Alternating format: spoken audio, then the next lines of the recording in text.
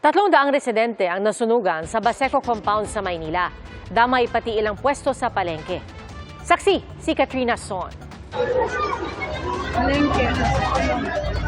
Naglalagablab na apoy ang tumupok sa mga bahay at ilang pwesto sa palengke sa Block 15B, Market Side Baseco Compound, Port Area, Maynila.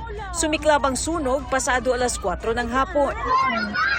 Sa bilis ng pagkalat ng apoy, agad itinaas ang sunog sa second alarm bandang 4:29 p.m. Di makapaniwala sa nangyari si Karen nang makita ang apoy. Tulog daw ang kanilang pamilya nang mangyari ang insidente. Naggising na lang umano siya dahil sa init.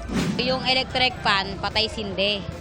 Nagpapatay, tapos magbubukas. Tapos po, ginawa ko tumayo kasi amoy kuryente po. Tapos pagtingin ko po dun sa may bintana, umuusok na sa may bubong.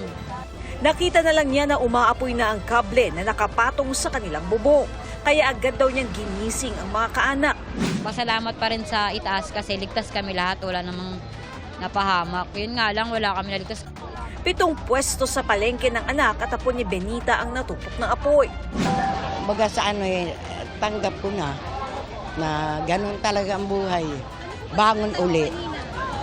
Ganun mo kailangan gawin natin. Hindi yung magmukmuk tayo, magulap. Emosyonal naman ang isa pang residente. Hindi naman po natin alam na mangyayari po yun. Mga gatas ng apo ko, mga damit, nagkanda sunog. Ay, wala man naligtas. Sa inisyal na investigasyon ng BFP, umabot sa 50,000 pesos ang halaga ng pinsala.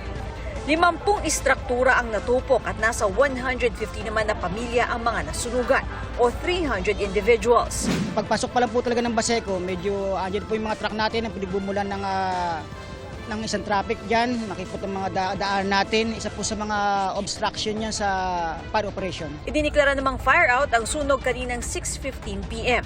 Wala namang nasaktan. Lagi po tayong mag-ingat, iwasan po natin paggamit ng mga octopus connection. Siguraduhin po natin may ICC, yung mga electrical equipment natin gagamitin.